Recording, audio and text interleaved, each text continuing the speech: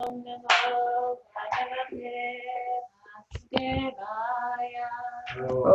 Namo Bhagavate Vasudevaya. Om Namo Bhagavate Vasudevaya. Om Namo Bhagavate Vasudevaya. Naranam Namaskrityam Saram Chaiva Narottamam Devim Saraswatim Vyasam Tato Jayamudiraye. Before reciting the Srimad Bhagavatam, which is the very means of contact, one should offer respectful obeisances unto the personality of Goddess Narayan, unto Nara Narayan Rishi, the supreme human being, unto Mother Saraswati, the goddess of learning, and unto Shyasadev, the author. Nastaprayeshu abhadreshu nityam bhagavata sevaya bhagavati utama shloke bhaktir bhavantir naishtikim. By regular attendance in the classes on Srimad Bhagavatam and by rendering service to the pure devotee, all that is troublesome to the heart is almost completely destroyed. And loving devotional service unto the personality of God, who is praised with transcendental songs, is established as an irrevocable fact.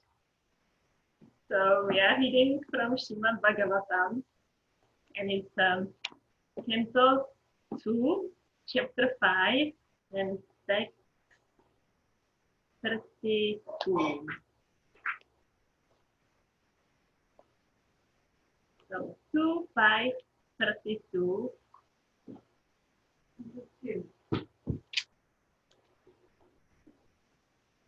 Canto 2? Yeah, Canto 2. Canto 1. Yeah, we're Canto 2, Chapter 5, text 32, Srimad Bhagavatam. Yada Ete Asangata Bhava Bhuta Indriya Mana Guna Yada Ayatana Nirmane Nasheku Brahmavittama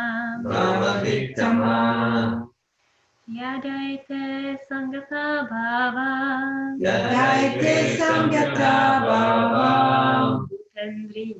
Bhava Bhutendriya Manoguna Yadayatana Nirmane Nashekur Brahmavittama Yadaite Sangata Bhava Bhutendriya Manoguna Yadayatana Nirmane Nashekur Brahmavittama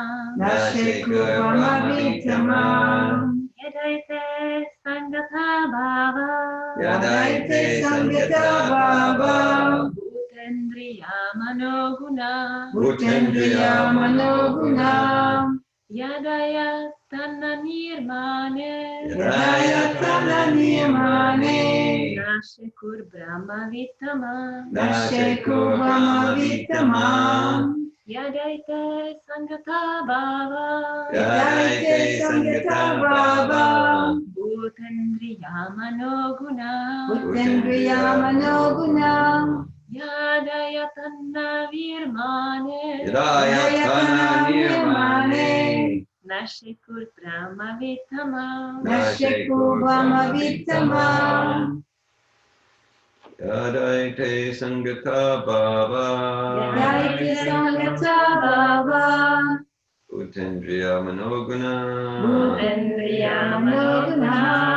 Yadayatana Nirmane Nashekur Brahmavittama Yadaite Sangata Bhava Bhutendriya Manoguna Yadayatana Nirmane Nashekur Brahmavitama. Yadaite Sangata Bhavam Yadaite Sangata Bhavam Bhutendriya Manogunaha Bhutendriya Manogunam Yadayatana Nirmane Yadayatana Nirmane Yashikubhamavitama Nashekur Brahmavitama Yadaite Sangata Bhavam Yadaite Sangata Bhavam Bhutendriya Manogunam Yadayatana Nirmane Nashekur Brahmavitama. Anyone online would like to? Yadayate Sangatava Yadaite Sangata Bhavam Bhutendriya Manoguna Bhutendriya Manoguna. Yadayatana Nirmane Yadayatana Nirmane. Nashikur Brahmavitama Nashekur Brahmavitama. Yada. Yada. As long as As long as Ete. Ete. Odis. Always. Asangata. Asangata. Without being assembled. Without being assembled. Bhava. Bhava. Remain so situated. Remain so situated. Bhuta. Bhuta. Elements. Elements. Indriya. Indriya. Senses. Senses. Mana. Mana. Mind. Mind. Guna. Guna. Modes of nature. Modes of nature. Yada. Yada. So long. So long. Ayatana. Ayatana. The body. The body. Body. Nirmane. Nirmane. In being formed. Being formed. Nasheku. Nasheku. Was not possible. Was not possible. Brahma Vittama. Brahmavitama. O Narada, the best knower of transcendental knowledge. O Narada, the best knower of transcendental knowledge. Translation.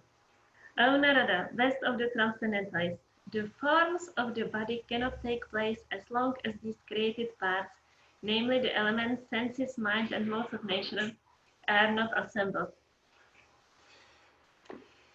So, we are going to read purport from His Divine Grace A.C. Bhaktivedanta Swami Prabhupada. So, if it wasn't for Shah Prabhupada, I wouldn't know that Srimad Bhagavatam exists. And if I knew that Srimad Bhagavatam exists, all I would get would be this. So I wouldn't be able to read that. And let's say I would be able to read that, so I would get this. But I wouldn't ever get any farther than that. Because Sanskrit is such a complicated language. And like every word has like 30 meanings or more even. And so like then I have like combination like 30 times 30, but like to get out of it. So that would be impossible. But because of Shah Prabhupada, we get the translation that's actually readable in English, so that's pretty good. And we also have prepared to understand it. And then the invocation, before we read from Srimad Bhagavatam, we do the Nastaparai Shubhadre verse, which is by regular attendance in the classes of Srimad Bhagavatam. All that is troublesome to the heart is almost completely destroyed. So by reading the purport from Shah Prabhupada, we really get to attend in the class of Srimad Bhagavatam. That's what the purport is about. So let's attentively hear the class on Srimad Bhagavatam. The different types of bodily construction of the living entities are exactly like different types of motor cars manufactured by assembling the allied motor parts. When the car is ready, the driver sits in the car and moves it as he desires. This is also confirmed in the Bhagavad Gita 1861.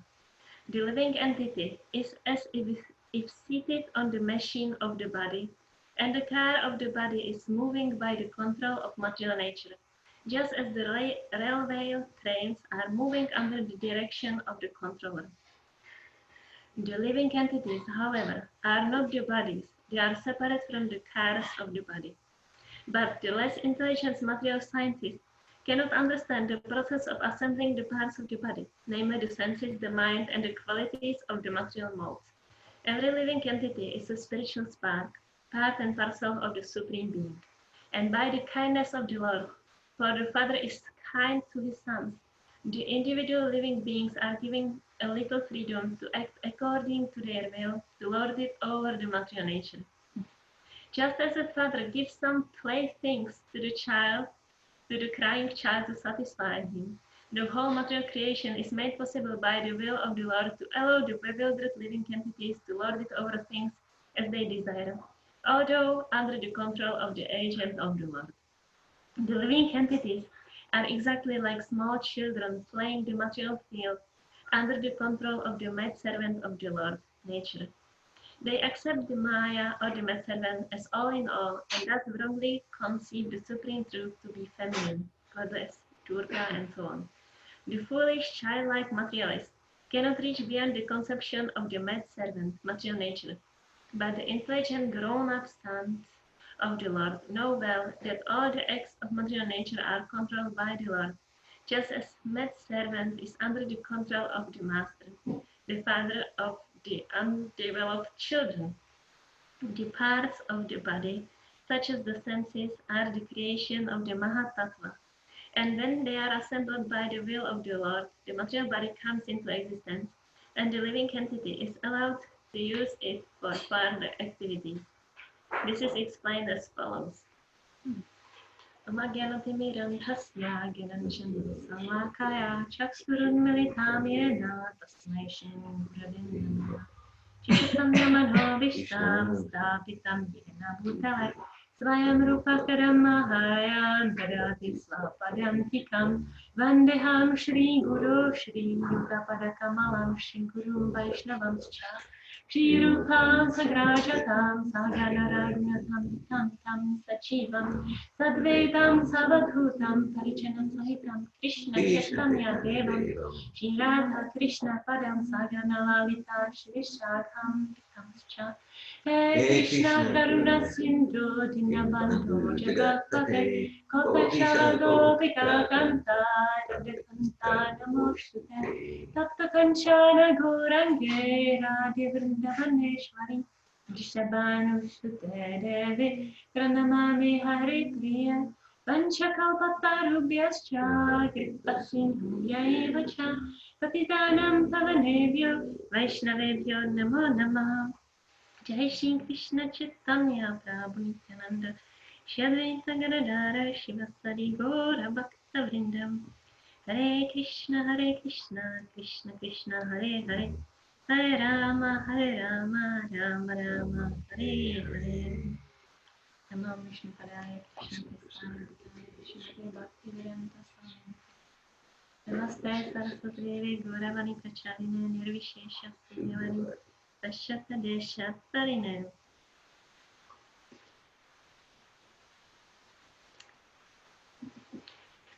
So in Czech language we have a saying to make a goat a gardener. To make a goat a gardener. So a goat is very poor gardener because what the goat does is like eats everything that's there in the garden. So the whole garden is destroyed. So like me sitting here and speaking about Srimad Bhagavatam, it feels like making the goat to be a gardener. And usually when I know in advance I'm going to give a class, which I knew, I think during the whole japa period, I think about what am I going to say. But now Mother Malini told me that it would be good if I focused on japa. So I couldn't focus on what am I going to say. I couldn't focus on japa either. But anyway, so I feel very unprepared, and yes, but this report is, I guess, very relevant to me personally.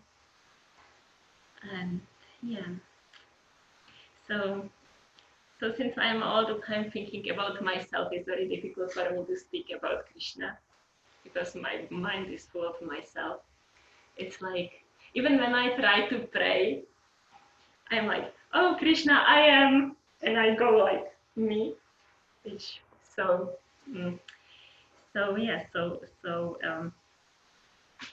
Well, so I will start with myself, and hopefully somehow or other it will plug into speaking about philosophy and Krishna.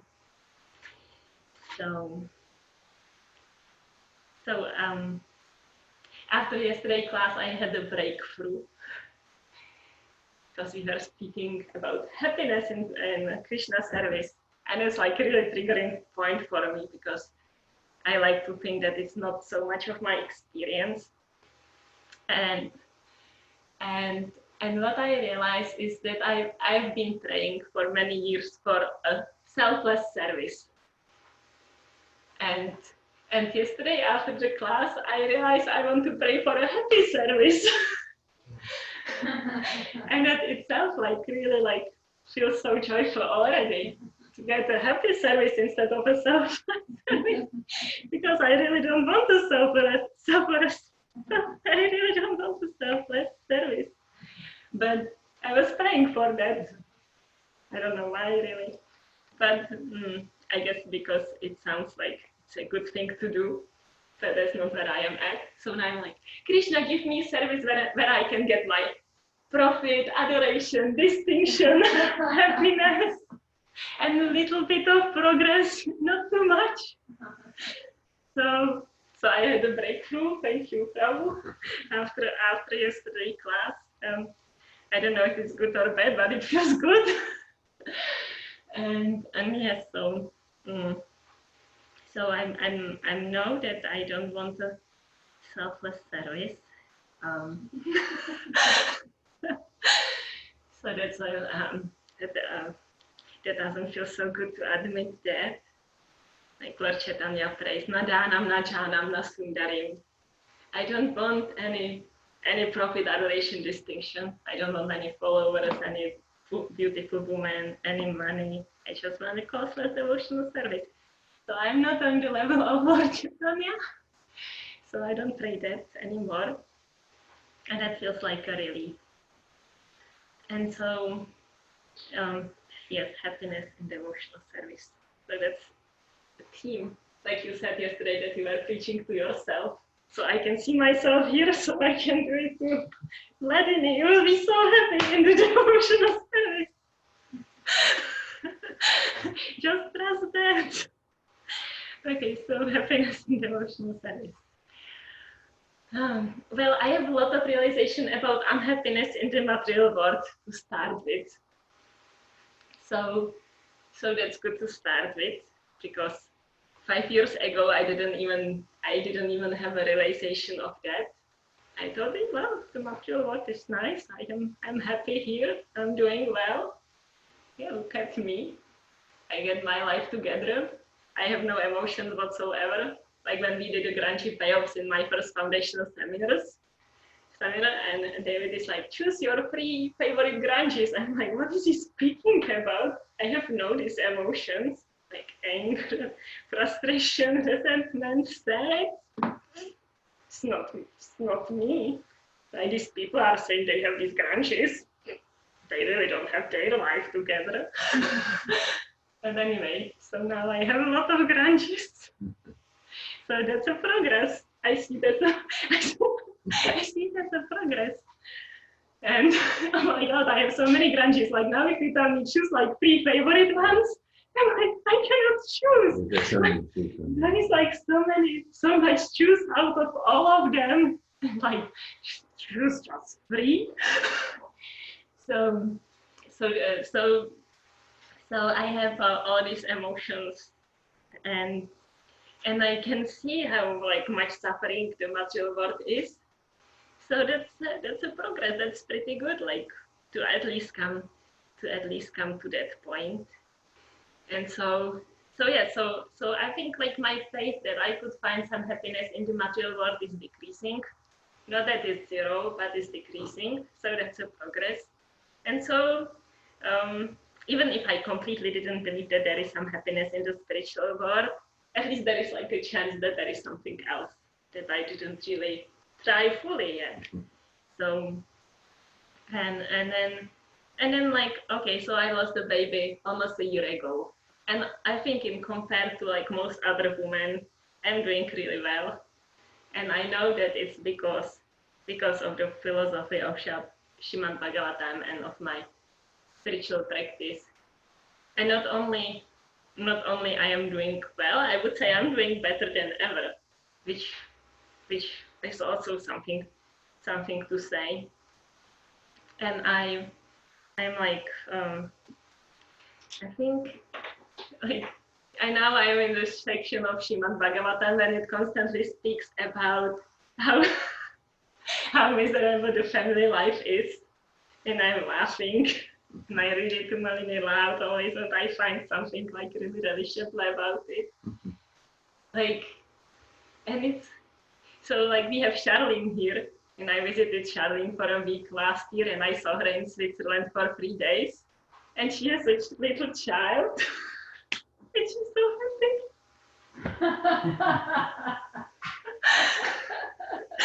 She exactly has what I want, and she exactly has what I wanted at least. And she's so happy, like really. I can see like she's like radiant and effulgent, and she's not at all tired or like. And she had so much time to like sit in Switzerland. We had like bhajan, 3 days of bhajan, and she had so much time to like sit there and relax and enjoy the kirtan. Yeah. So after we were leaving, I told you, thank you for showing me. Ha ha ha, she writes. I bow down to her and I'm like, thank you for helping me with my attachment to having a child. So I know that like that because of this practice, I actually can like see these things and have them becoming more and more detached, which I know I wouldn't have otherwise. I wouldn't be able to like step out of this. I want to have a baby and like be completely crazy about it. And like I know that you did like 4 years with me of like, oh, I'm not pregnant. I want to get pregnant. Oh, no, I'm pregnant. Oh no, I have a miscarriage. Shall I try to get pregnant again? And then so like I didn't enjoy much happiness in that. And I don't think that if I had a different results that I would enjoy much happiness. And a sentence I read yesterday aloud, that's a really great sentence.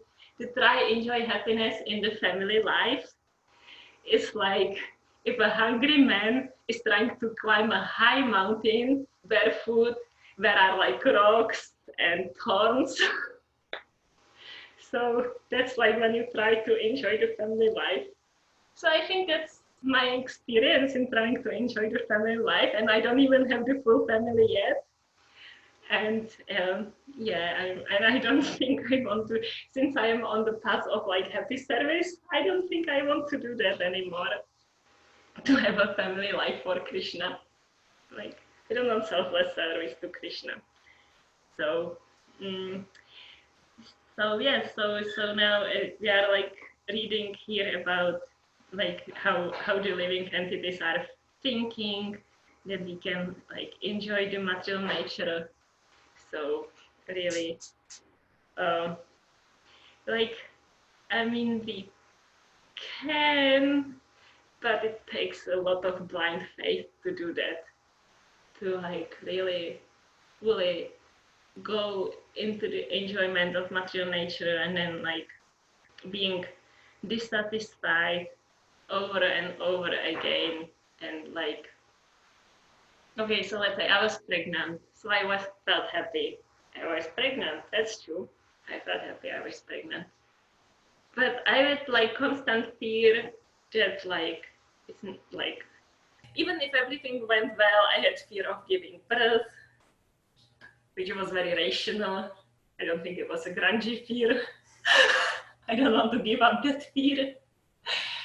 And how am I going to like take care for the child? Like constant fear. Like when my baby died, one of my first thoughts was like, at least I don't have to have the fear anymore. I don't have to have the fear that the baby will die. I don't have to have the fear. How am I going to take care for the baby?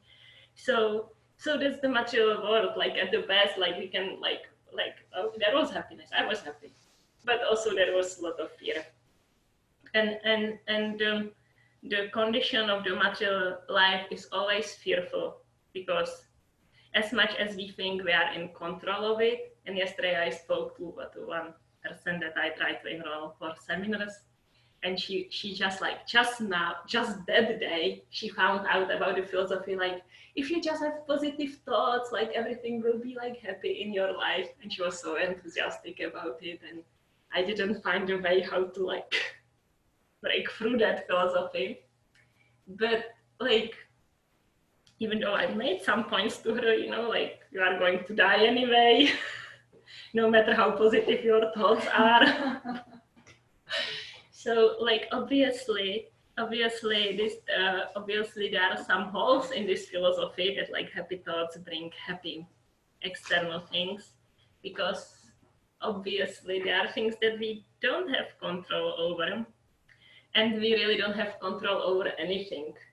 Like, there are things that are quite obvious, like no matter how positive thinkers they were, like everyone became all sick and died.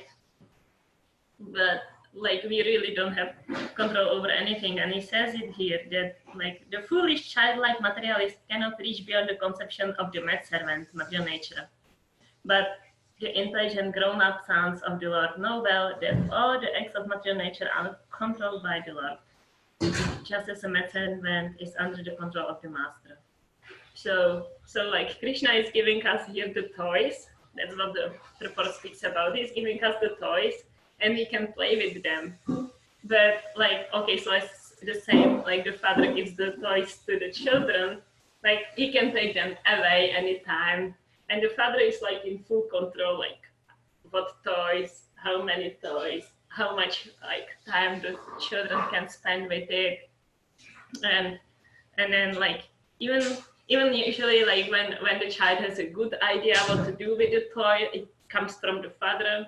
Like, she's like, little child doesn't even know how to play that, it gets some, like, I don't know, like construct, I don't know English words for toys really. But like, the good idea, like what to do with the toys, comes from the father. So even like, okay, so we are in this material nature, and then we get the idea how to create a car, that comes from the father. All like intelligence comes from him. All the materials, all the ideas, all the intelligence, and then he gives and he takes. Yes. And then we are under the illusion that like we are doing it. Like, I plant a seed, and then the plant is growing, and I think like, oh, I'm planting the plant. That is like such a nonsense. Like, what's within my power to plant the plant? When I was doing the horse chiropractic, like many of the horses were like magically recovered. And even before I started to practice this Krishna consciousness, I knew like I didn't do this. Like, I pressed some points on the body of the horse, and then like all of a sudden they stopped to be lame, or I don't know, like, and the people are like, oh, you're like so. I'm like, I didn't do anything. Like, because I knew that I would do the same thing on hundreds of horses, and let's say like 50 of them would magically recover, and for 48 wouldn't happen anything, and 2 would like maybe be a little worse for a few days. And I would always do this completely same thing. So that was quite obvious. That I didn't do anything. And sometimes I bring it up to my colleagues, you know, like kind of like a friendly talk, like, oh, you know, like I noticed that, And so the interesting part is that they, like, when they are like honest, they share the same thing. Like, yeah, I have like absolutely, okay, like most of my colleagues do the antibiotics and stuff, and they're like, I have no idea when it's going to work or not, and I have like no control over it, because we are not. It's just the illusion. It's just the illusion that we do. We cannot control anything, but we like to think that we can, because that gives us some illusion of being safe.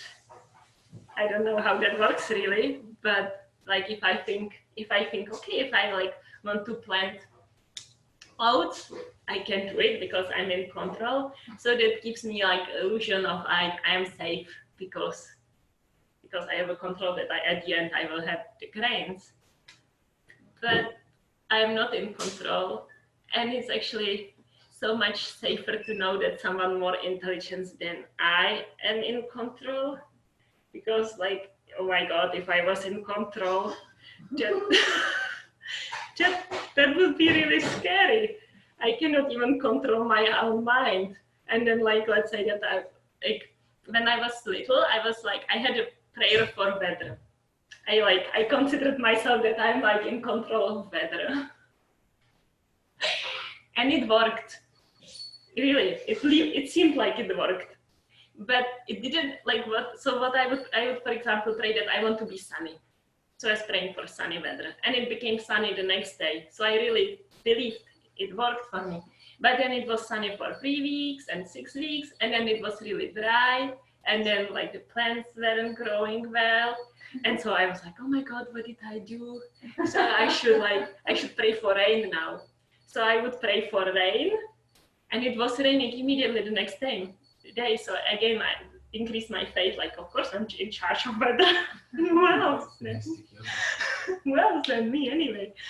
But then it would get flooded because it was raining and raining and raining, and like, oh, I forgot to stop it. So anyway, so then I put myself out of being in charge of weather because I learned that I didn't. I at least at the time I learned that I didn't do so well with being in charge of weather, because it was like either too dry or like flooded or something. And actually I believe that it's like a consciousness of the full society, because if it's like ugly weather, then practically everyone wants nice weather. And then like I think in reciprocation to the desire of the whole group of people, that what happens is sunny and dry. And then when people awake to like, wow, this start to be a problem, it's like more consciousness of everyone. So I do believe that there is like, wasn't just me, but that like some like Krishna reciprocating with the desires of like a lot of living entities, kind of. It's like, okay, you want sunny and dry, here you go. And then, oh, so that wasn't such a good idea. So anyway, so like if I was in charge of weather, let's say, I'm much happier that someone who is more intelligent is in charge, because that's better. So that's a real feeling of safe. Real feeling of safe comes from like, oh, I'm not the controller. I don't control the material nature, but there is a real controller who does that. And then it's natural to reciprocate. It would be natural to reciprocate. Like if someone provides for me so nicely, then I would want to reciprocate. And it is described in Bhagavad Gita that like if the humans are performing sacrifice, then everything is like taken care for so nicely, and there is no scarcity. There is like everyone is taken care for nicely. But of course, if the reciprocation is not there, then the demigods aren't like that inspired to like do their service either, and then there is scarcity. So sacrifice is for this age, for any age, and the best one for this age is Sankirtan Yagya. So Sankirtan is glorification of Lord Krishna and his devotees, chanting and hearing. Krishna says in Bhagavad Gita, Ya yagna japa yagnasmi. That means among the sacrifices, I am japa. Like imagine, like Krishna is japa. How can someone like not to focus on his japa? It's Krishna himself. And he says it in Bhagavad Gita to make it clear. So it's like it's the best, the most powerful, and also perhaps the only sacrifice that we are able to do in this age. And today morning we were reading like, okay, if you are not able to do it in front of others, please do it for yourself. But really it's better to do it loud in the public, so everyone gets So everyone gets the benefit of the sacrifice. And then we become happy. I actually have experience of that. It's like in this like sharing Krishna consciousness, I forget about my resentments, and then to like see like the suffering, like heavy suffering of the living entities in the material nature, and then like not having any way out of it. It's like a maze that's like, and everyone is lost in the maze and like trying to go the same way 150 times. Like in the foundation seminar, we have the example with the mouse experiment. So the human beings, if they are, the one way is not working, so let's try it again, let's try it again, let's try it again, hit the wall, hit the wall, hit the wall, and then at the end getting the same unsatisfying result, and then like not seeing there is another way, or trying another way, but it's like as the wrong way as the first one. It's so frustrating. And like I'm going, like I mean Florida at least is nice because it's nice weather and the people are friendly and like that. But in few days I'm going back to Prague and it's like so heavy. It's like gray, dark, the people are rushing, like I don't even know where they are rushing, but everyone is rushing, looking down, like just like don't make any contact with anyone. And then like standing in long lines and like pushing each other. It's just like, it's so gross. And then like now it's like after 5 months of like practically no sunlight, nothing to compare with England. So five months of no sunlight, and it's so heavy. Like I know every time I get from the airplane there, it just like hits me so heavy. I can feel it, the mood of the people and the suffering, so intense suffering. And then I know that if I take my harmonium and go in the middle of that and sit and sing Hare Krishna, I feel so happy. And I feel like, this is so perfect. It's just like, but if I go without that intention, like, I don't know, I want to buy some nonsense, I suffer so much to be there. It feels like, oh my God, like, it's just really terrible. But then I go with my harmonium and play, it's just like, it's so nice, so perfect. And so like to see like the suffering living entities who are like trying to like find some happiness in the material world, and it's really getting worse. Like I feel like I'm not that long here, but it's true that we had the iron wall and a lot of things changed when the things from the West came. But life was like so much more simple, and also the sense gratification was so much more simple. But now like all these things are coming, that's just like I go to the mall and everything's like, there's so many things. It wasn't like that before the iron wall. Like in the shop there were like few grocery things and that was it. But now it's like huge, and there is like 10,000 of different things, and it's all like sparkly, and there is some music and then different music from that store, and it's so overwhelming. I really feel sick. And when I'm like, okay, let's like pick some present for my mother or something. So I start to like really look and like sort things out. Like in like a minute, I feel like I'm going to throw up, and I usually don't buy anything because it's so impossible. But anyway, like it's like this like sense gratification things. It's just like accelerating so quickly to like to more and more, and it's really insanity. And then we have the gift of this beautiful Srimad Bhagavatam and chanting Hare Krishna and Prashadam, and the best gift of the gift is that we can share it with others. So that's very nice. And the last point I'm going to make is like Srila Prabhupada yesterday in Srimad Bhagavatam spoke about like the unfortunate souls who join. They actually even join the Hare Krishna movement, but they don't stay for whatever reasons. And you think like they're so unfortunate. And I can really feel from Srila Prabhupada, like he has no like he has no grudge or like withhold or anything. He just like really feels like how unfortunate, like if someone doesn't take to this Krishna consciousness or doesn't keep it going, it's just like such unfortunate thing. And we have the opportunity to be like really cautious that it's not us who is the unfortunate living entity. Like Chad Bharat, it's the one with the deer. I heard the story so many times, but now I'm finally reading it. Mm-hmm. And so he was a pure devotee, I guess, almost, and then he got attached to the deer, like really severely attached to the deer. It wasn't like a little thing. It's like, oh, my dear, my little son, like that. I love animals, but how he got attached to the deer, that was obnoxious for me even.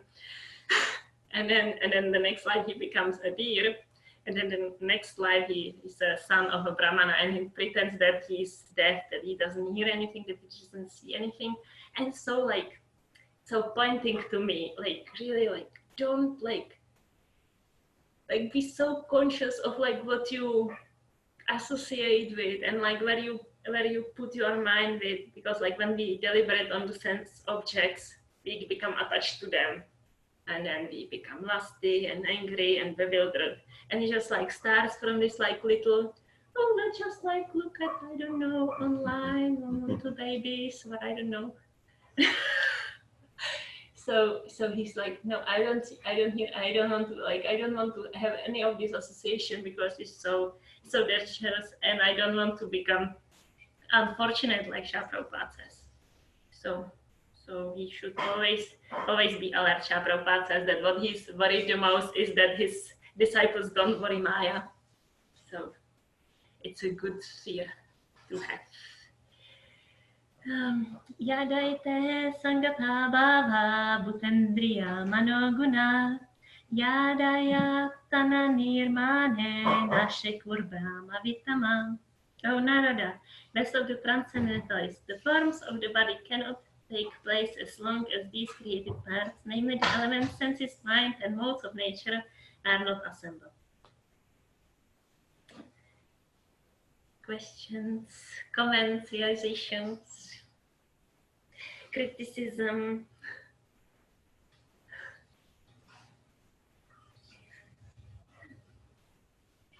I remember what I took from Jada Bharat's story. I mean, that was Bharat Maharaj. That in Prabhupada he writes that the cause of his fall down was he neglected to consult with the spiritual master. Mm. I just read it yesterday. That also struck me. And Yes. so many. Well, there's one specific devotee, Vishnujan Swami. He would really take that as like as his like mantra, that everything you do, you question like his Prabhupada is in the approval of that. You brush your teeth. His Prabhupada, the approval of how I brush my teeth. I don't know, all these things. And it seemingly puts us in a position of dependency, but because we depend on someone who doesn't depend on this material world, it actually makes us so free. And that's what I took from the chapter. Yes, thank you for reminding me. Actually, when I read it yesterday, I consulted Shri Prabhupada, and I decided it's time to pray for happy service. Yeah. I think he agreed. I'm not sure. Anyway, so thanks for reminding.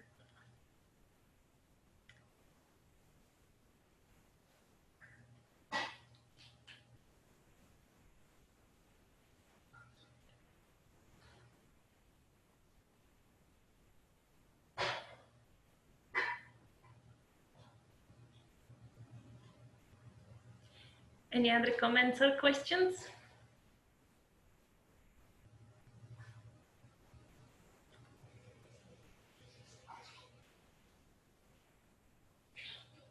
When Prabhupada gives the motor car analogy, we commonly use that because that's in relation to evolution. That's coming to me. That sometimes the argument amongst evolutionists. There are so many varieties.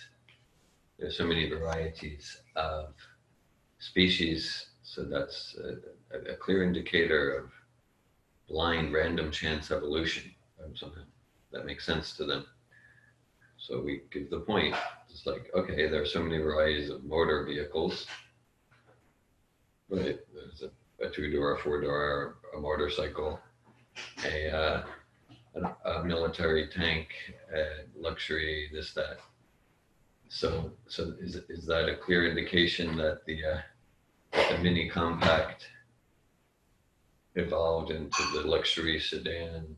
No, it's a clear indication that there's an intelligent creator that created different types of vehicles for different functions. So we take the same evidence and give a different perspective. Just Prabhupada specifically gives. Sometimes he calls it as 8,400,000 types of apartments. Here he says there's 8,400,000 types of motor cars. So it indicates that there's consciousness and intelligence behind it. What I like about yesterday and today's is to imagine that the parts are created before the whole. I never thought about that. Yesterday I started to think about it, and today it's confirmed that there is all the parts, and then according to the desire of the living entities, then take this set of eyes, and this nose, and this kind of body and those legs, and then the body is created like that. It's kind of stimulating my imagination. Yeah, after you shared it yesterday and today, like rededicated here, I'm thinking of the primordial soup, and there is like swimming noses. Swimming noses. Yeah. And eyeball. And things like this. And ears and sense object. And yeah, so it's really show how everything is created by the Lord, through the agency of this material energy, and then the living entity are the one who create the apartments. That the apartments are really created by the living entities, not by evolution. Yeah. By the living entities' desire and activities.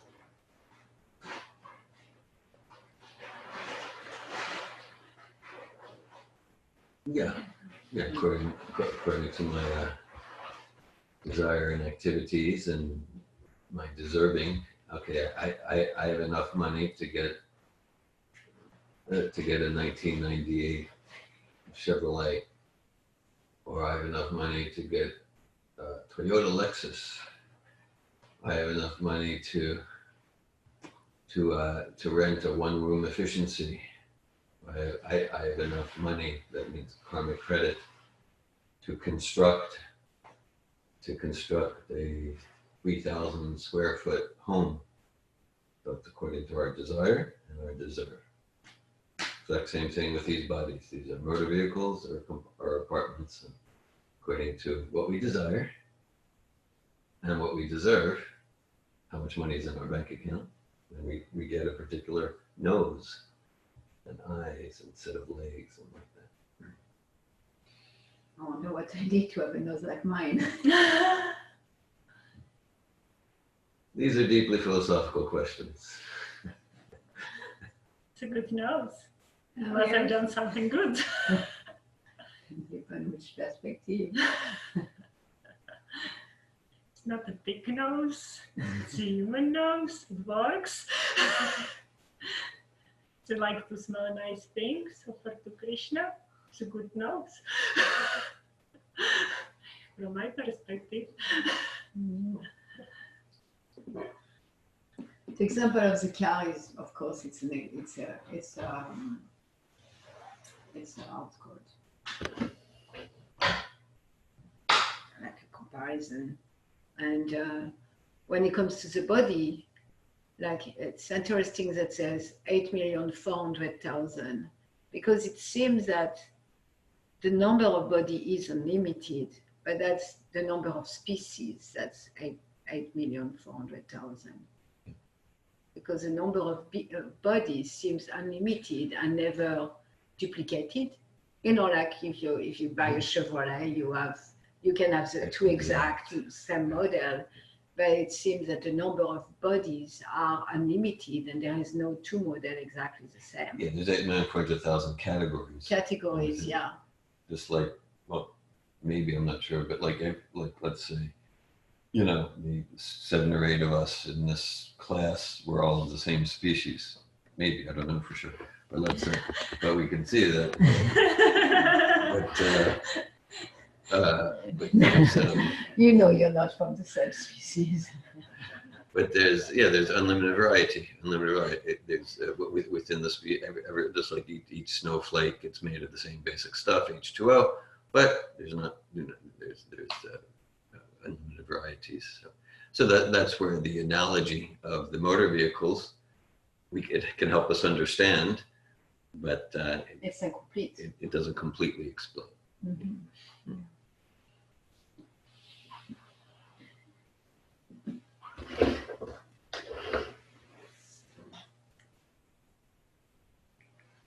Srimad Bhagavatam Ki Jai. Prabhupada Ki Jai. Jai.